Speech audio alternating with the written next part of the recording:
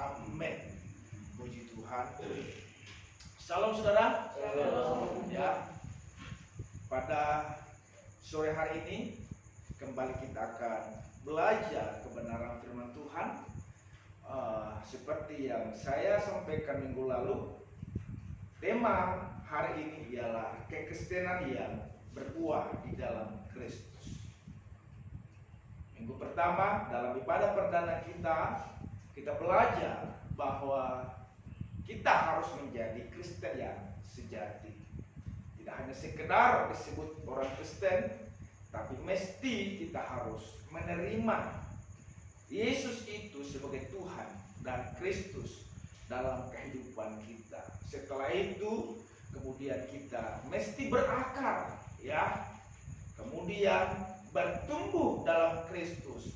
Dan hari ini kita belajar, kita mesti menghasilkan buah di dalam Kristus, saudaraku yang dikasihi oleh Tuhan.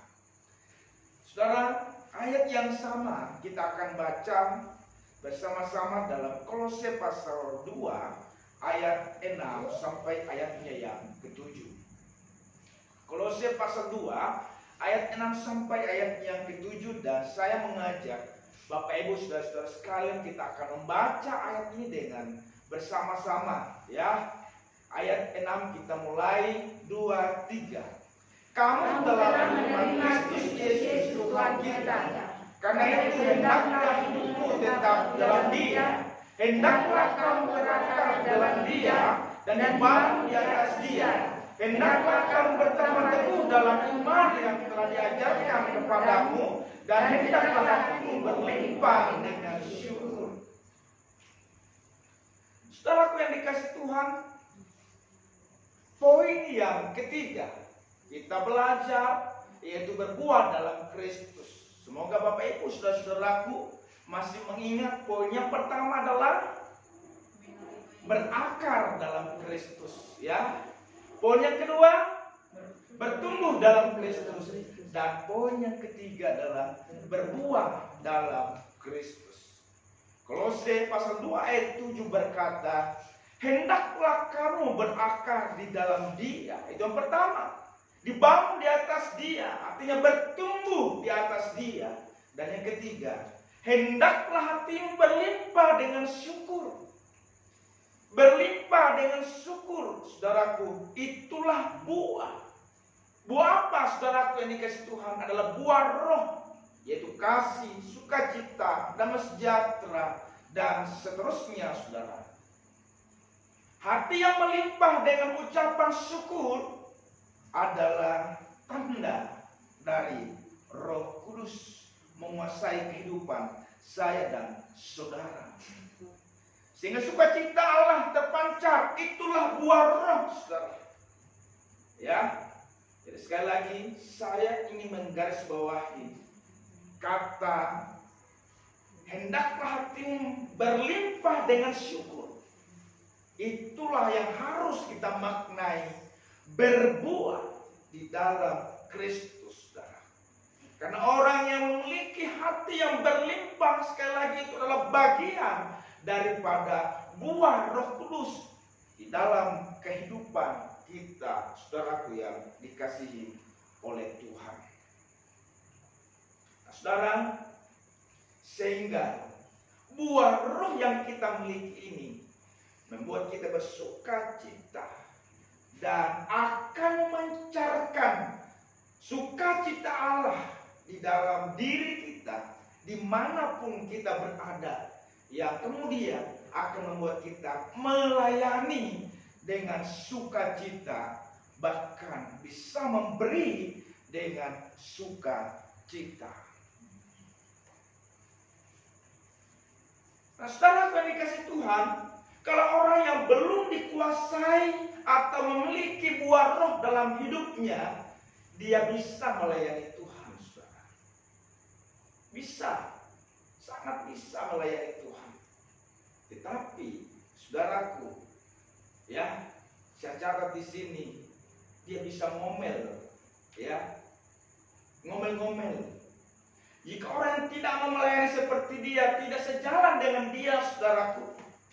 Jikalau ada gesekan antara satu dengan yang lain, ketidakcocokan di antara yang lain sebagai pelayan Tuhan, yang ada adalah sungut-sungutan, hati tidak nyaman dan lain sebagainya.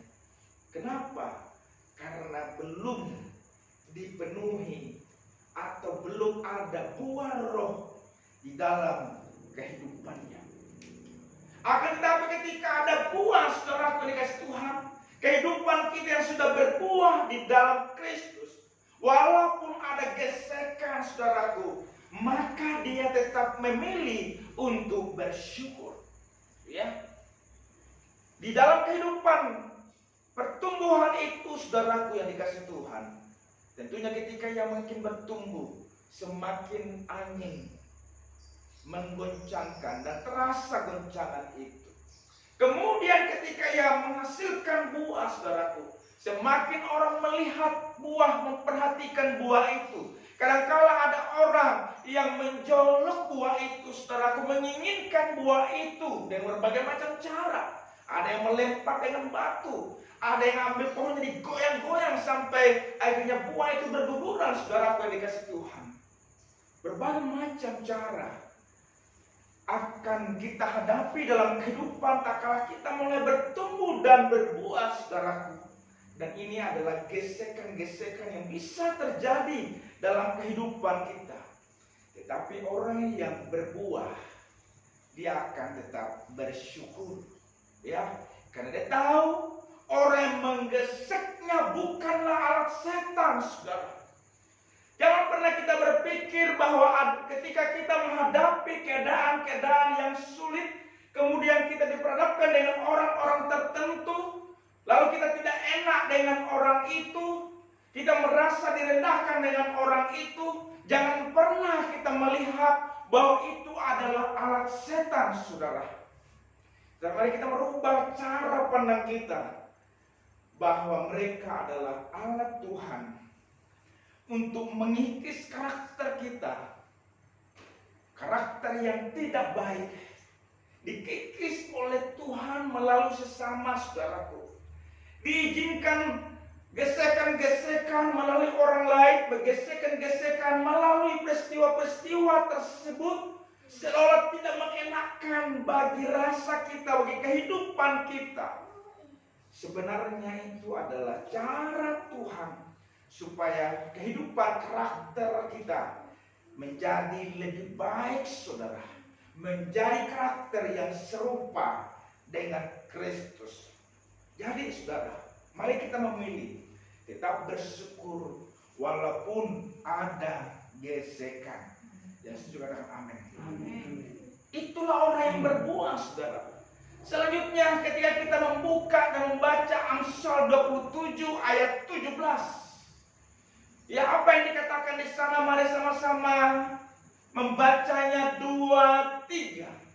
Besi menajamkan besi, orang menajamkan sesama. Ya, orang yang pandai besi mengerti filosofi ini, saudara. Kadang-kadang besi itu bisa digunakan untuk mengasah, untuk menajamkan besi yang lain, supaya besi itu menjadi tajam, saudara. Ya. Demikian juga supaya kehidupan kita semakin terang benderang, semakin muncul karakter yang baik, karakter yang mirip dengan karakter Kristus. Maka dibutuhkan orang-orang di sekitar kita untuk mengasah kehidupan kita, membentuk kita, saudara. Sehingga suami bisa dipakai oleh Tuhan membentuk, mengasah istrinya. Demikian sebaliknya. Anak-anak bisa dipakai oleh Tuhan untuk mengasah, membentuk karakter orang tuanya. Demikian sebaliknya, saudaraku yang dikasih Tuhan. Sehingga tak kalah terjadi dalam rumah tangga, ada sesuatu yang sedang terjadi, tidak mengenakan, saudaraku.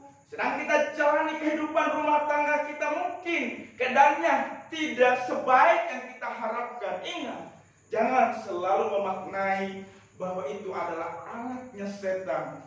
Tetapi kita harus memaknai, berpikir positif bahwa itu adalah alat Tuhan untuk apa?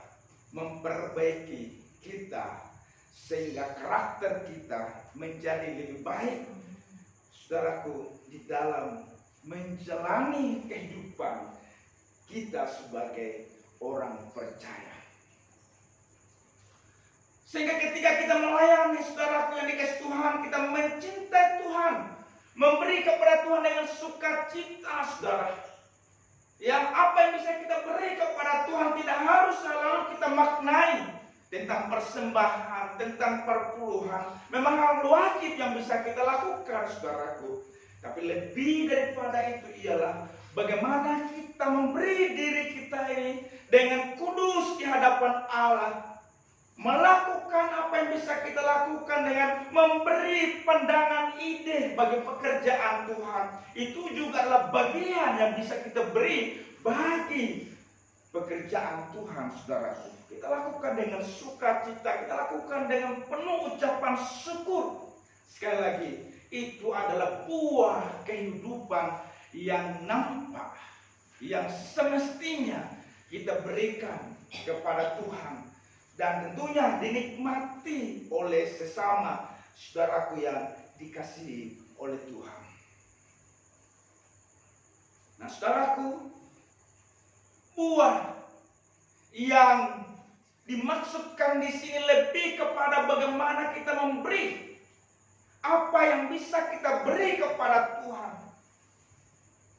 Bisa lewat talenta kita ketika kita bisa main musik, ya, ketika kita bisa membersihkan ruangan, merapikan kursi dan lain sebagainya, bagian LCD, menerima tamu, ya, berdoa, mendoakan pekerjaan Tuhan. Banyak hal yang bisa kita lakukan sebagai bagian dari pelayanan yang bisa kita berikan kepada Tuhan, dan itu adalah buah, saudaraku. Buah yang semestinya kita berikan kepada Tuhan. Ya, ada banyak orang melayani tetapi sifatnya, karakternya masih berantakan, saudara. Kelihatannya dia mulai tumbuh, sudah ada aktivitas yang kelihatan, sudah ada kegiatan yang kelihatan, saudara. Ibarat pohon itu sudah mulai menumbuhkan tunas, sudah mulai menumbuhkan daun, saudaraku yang dikasih Tuhan.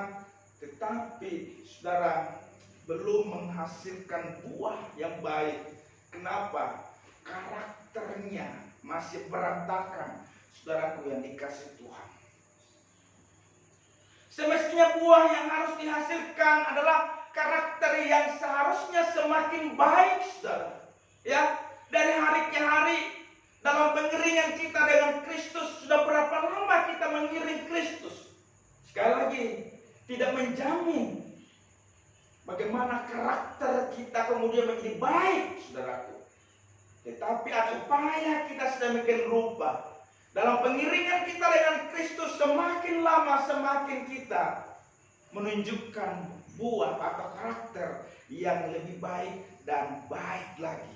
Yang setuju katakan amin. Ya, semakin lama kita mengiring Tuhan, semakin lama waktu kita banyak berdoa dengan Tuhan, makin kita menunjukkan, saudaraku, karakter yang baik, tabiat yang baik, buah yang baik kita berikan kepada sesama dan kepada Tuhan. Buahnya adalah hati yang bersyukur, buahnya yang adalah sukacita. Itulah keserupaan kita dengan Kristus, saudara dikasih Tuhan. Saudara, karir akan berakhir di lubang kubur di saat kita mati nanti, saudara. Karir kita, ketika kita semakin naik, ya, naik di puncak, kita sedang mengejar dan mengimpikan pencapaian karir kita, saudaraku. Itu akan berakhir di kubur, saudara. Tetapi karakter kita, ya, memiliki sampai kekekalan, saudaraku. Karakter akan kita miliki sampai kepada kekekalan, sekali lagi. Karakter, saudara. Karena itu adalah buah. Karisma. Karisma itu berbicara tentang kemampuan kita mungkin berdiri di mimbar, saudaraku, sebagai seorang pemimpin pujian. Ya, karisma itu berbicara tentang kemampuan kita mungkin memimpin sebagai seorang pengkhotbah. Kita bisa membuat kita naik ke atas, saudara. Tetapi karakter yang membuat kita bertahan dan tinggal di atas. Kalau hanya sekedar orang bisa berkhotbah, dan banyak orang berkhotbah. Hanya sekedar orang bisa populer, bisa banyak orang yang populer karena karisma. Tetapi apakah dia bisa bertahan di atas puncak itu? Yang membuat orang bisa bertahan dan tinggal di atas puncak itu adalah ketika memiliki karakter yang baik dalam kehidupannya, buah yang baik dalam kehidupannya, saudara. Apa yang membuat orang terkesan dengan kehidupan saya dan saudara? Apa yang membuat orang terkesan kepada kita setelah sekian puluh tahun atau ratusan tahun setelah kita meninggalkan bumi ini, atau setelah kita mati, saudara, di Tuhan? Apa yang orang lain ingat tentang kita, saudara? Dan saya percaya itu karena keteladanan dari karakter kita. Ya, keteladanan yang bisa kita tunjukkan kepada anak-anak kita, kepada generasi, kepada orang lain di sekitar kita. Lalu kemudian ketika kita dipanggil Tuhan nanti, mereka akan melihat mereka masih punya warisan, yaitu keteladanan dari kita, dari karakter yang kita tunjukkan setiap hari dalam kehidupan, dalam interaksi kita setiap hari dengan orang lain, saudara. Kejayaan, ya, kekayaan membuat orang akan kagum, saudaraku, ya, khususnya pada waktu kita masih hidup. Tapi setelah itu akan berlalu. Tapi sekali lagi, karakter akan menjadi warisan abadi kepada generasi yang akan datang, saudara. Sekali lagi, karakter akan menjadi warisan abadi kepada generasi yang akan datang. Betapa pentingnya karakter yang baik yang harus dimiliki oleh saya dan saudara. Karena karakter inilah yang akan menjadi panutan, menjadi contoh, menjadi teladan kepada orang-orang yang ada di sekitar kita. Bahkan tak kala kita sudah tidak ada lagi, saudara, mereka akan mengingat bapak saya, om saya ketika masih hidup. Tak kala dia menghadapi situasi, keadaan yang rumit sekalipun, dia bisa menunjukkan jiwa kesatria, jiwa yang memiliki belas kasihan yang luar biasa. Ada karakter yang ditinggalkan kepada generasinya, saudaraku. Karena kita tahu ada sifat-sifat luar biasa yang dimiliki oleh orang-orang yang memiliki rasa takut akan Tuhan. Yang menangkap ini sama-sama katakan amin. Ya, saudaraku, saya ingin bercerita sedikit terkait dengan di Jepang ada satu daerah yang bernama Shibuya. Shibuya ini adalah tempat stasiun kereta, saudara. Daerah yang cukup ramai sekarang, yang didatangi oleh banyak ribuan orang ke tempat itu. Tentunya pertanyaan kemudian, kenapa menjadi tempat yang sangat ramai, dibanjiri oleh banyak orang, bahkan ribuan orang datang di tempat itu, saudaraku yang dikasih oleh Tuhan. Dan di sini berdiri sebuah patung. Bukan patungnya seorang wali kota, bukan patungnya seorang bupati, bukan patungnya seorang gubernur, saudara. Tetapi patung seekor anjing bernama Hachiko. Ya, patung anjing, saudara. Terus kita lihat sederhana sekali anjing itu. Tetapi tempat yang begitu ramai, ada apa? dia punya kisah yang luar biasa. Ya, kisah di mana anjing ini memiliki tuan yang bernama Ueno, saudara. Seorang profesor yang bekerja di sebuah universitas di Tokyo. Setiap harinya sang profesor ini atau Ueno ini, ya, dia berangkat ke tempat kerjanya atau ke kantornya dari stasiun yang bernama Shibuya itu, saudara. Ketika ia berangkat, dia berpisah dengan anjingnya yang bernama Hachiko tadi. Demikian pun ketika ia balik di jam 3 sore di Shibuya atau tempat, ya, stadion stasiun. Iya, tempatnya kereta, saudara, ya.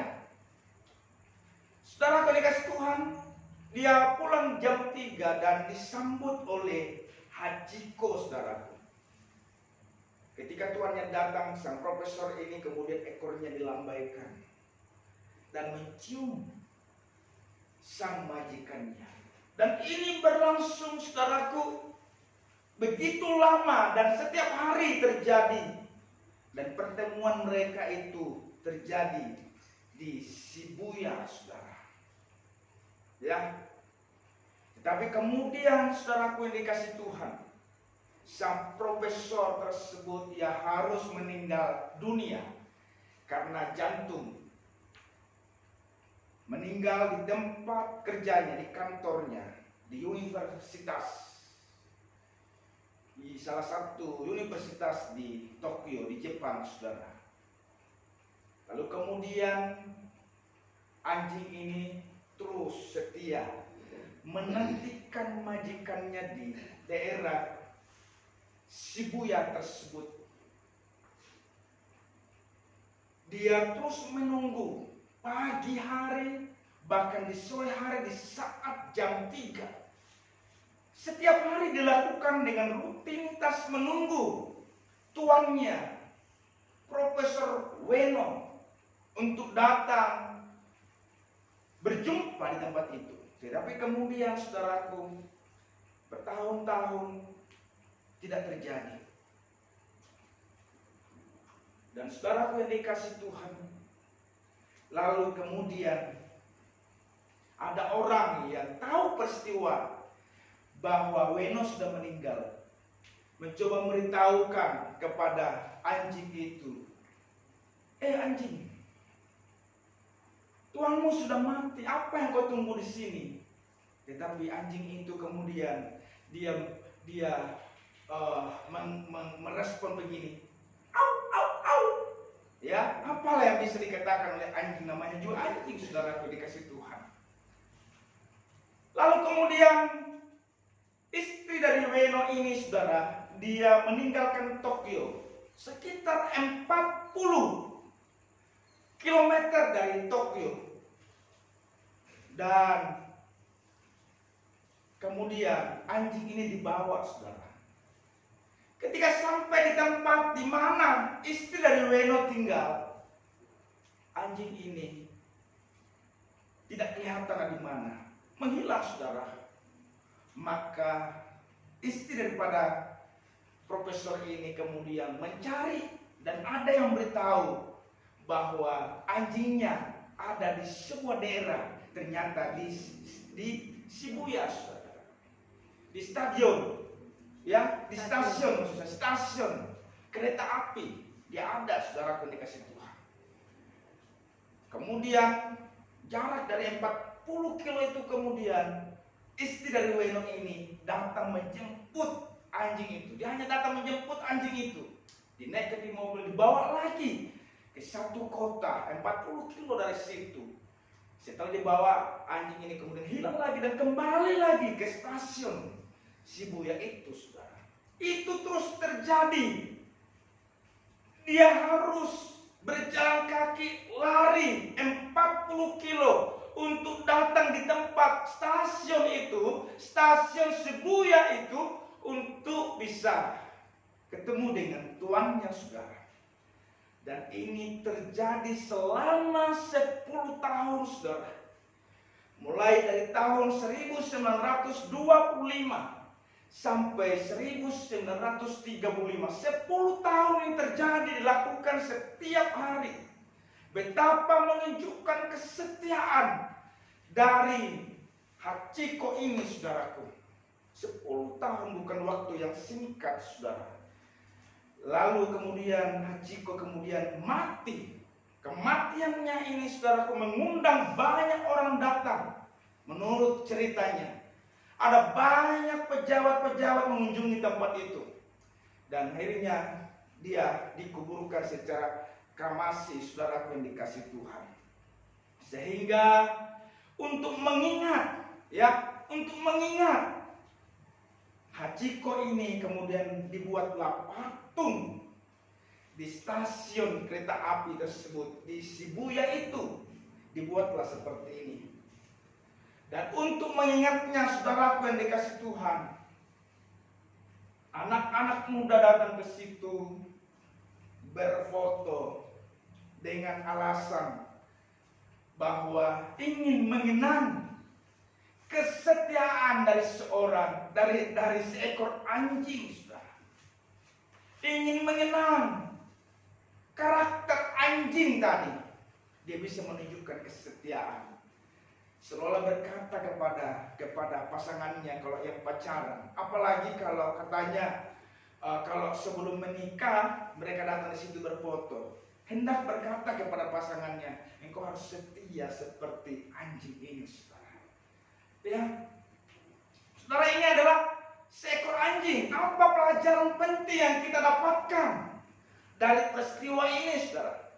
Dari sini kita belajar dari seekor anjing. Dan bukan manusia, tapi dia punya karakter kesetiaan. Itu dikenang hingga hari ini, saudaraku yang dikasih Tuhan.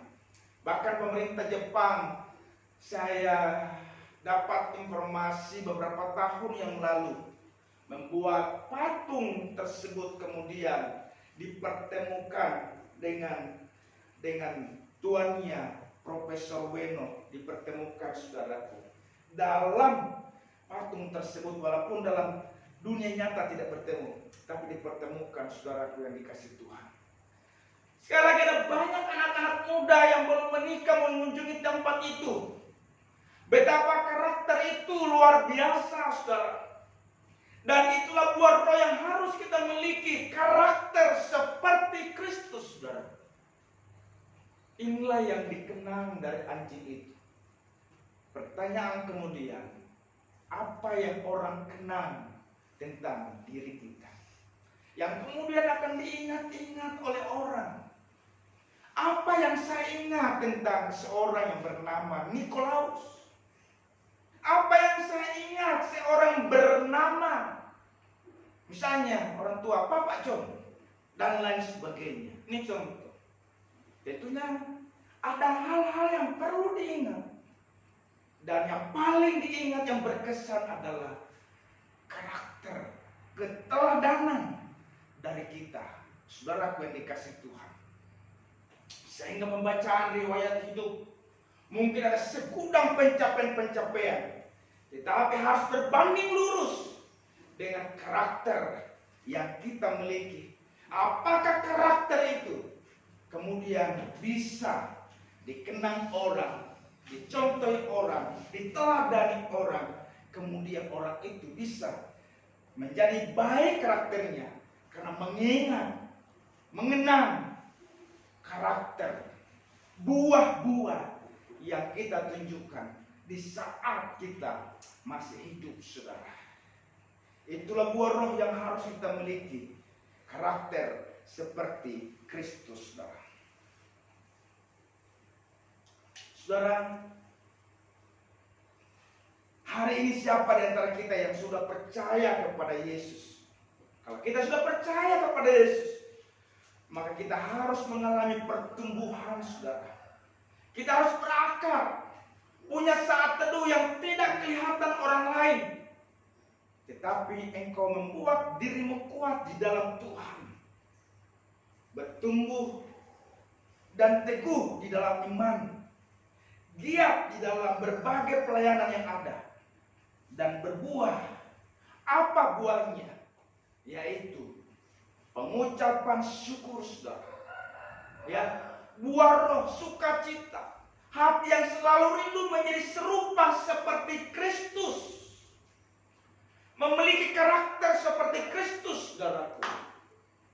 Itulah sebabnya Bapak Ibu saudaraku yang dikasih Tuhan, ketika kita diciptakan oleh Tuhan, Dia menciptakan kita segambar dan serupa dengan Bapa di surga. Kenapa kita segambar dan serupa?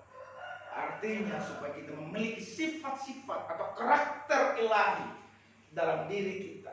Memang benar bahwa Adam dan Hawa telah jatuh dalam dosa, sehingga gambar dan rupa Allah itu sudah hilang pada saat itu. Tetapi kehadiran Yesus di muka bumi ini sekaligus memberi keteladanan kepada saya dan saudara. Itulah sebabnya Dia menjadi manusia. Dalam keadaannya sebagai manusia, Dia sedang menunjukkan karakter ilahi, supaya saya dan saudara bisa meniru karakter itu, bahwasannya Dia adalah manusia juga, dan menunjukkan karakter itu. Dan tentunya kita harus meniru karakter yang ditunjukkan oleh Yesus.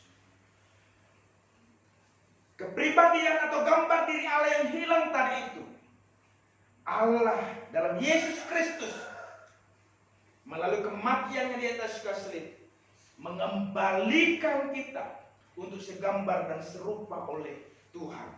Oleh sebab itu, mari kita sudah menerima Kristus, maksudnya menerima Tuhan, menerima Yesus sebagai Tuhan dan Kristus dalam hidup kita. Kita terus tinggal dalam Dia dengan cara apa? Berakar, bertumbuh dan berbuah, saudaraku yang dikasih Tuhan, sehingga kita terus terarah kepada keserupaan dengan Kristus, memiliki karakter Kristus dalam kehidupan kita, saudara. Ya, karena itu yang dikehendaki oleh Tuhan. Kita tidak mungkin sempurna, saudara, karena Yesus kita, Dia telah memberikan keteladanan bagaimana Ia menunjukkan karakter, bagaimana Ia menunjukkan sifat-sifat yang perlu kita tiru dalam kehidupan kita. Bagaimana Ia mengampuni, bagaimana Ia harus mengasihi, dan lain sebagainya. Karakter-karakter inilah, saudaraku, kita perlu bertumbuh ke arah itu sampai kita memiliki karakter Kristus, dan itulah buah roh yang harus kita miliki. Buah roh diantaranya kasih, sukacita, damai sejahtera, dan lain sebagainya. Itu terus menjadi kerinduan kita, terus mengalami perubahan dalam diri kita, saudaraku. Sekali lagi, sehingga kita menjadi serupa dengan Kristus.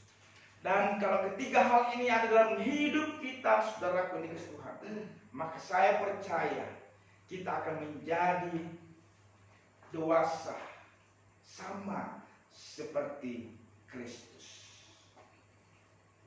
Itulah buah yang harus kita tunjukkan dalam kehidupan kekristenan kita, saudara. Ya, jadi kita sudah belajar. Pertama, minggu pertama kita harus menjadi Kristen yang sejati, dan harus kita tinggal terus di dalamnya. Bagaimana kita bisa tinggal di dalam Kristus? Maka kita harus berakar, menerapkan 5P tadi, saudara. Ya, lalu kemudian kita bertumbuh. Pertumbuhan kita wujud nyatakan bagaimana kita tidak goyah dari Injil, dari Kristus. Kita tidak akan pernah tukarkan, ya, kepercayaan, keyakinan kita kepada Kristus dengan apapun. Kemudian kita harus melibatkan diri dalam melayani Tuhan, dalam kapasitas, talenta yang kita miliki, apa yang bisa kita lakukan. Dan pertumbuhan itu juga harus diwujud nyatakan lewat perubahan hidup, perubahan sikap, dan kemudian kita harus menghasilkan buah, yaitu karakter yang baik, karakter yang serupa dengan Kristus, yaitu buah-buah roh dalam kehidupan kita. Tuhan Yesus memberkati kita sekalian. Amin.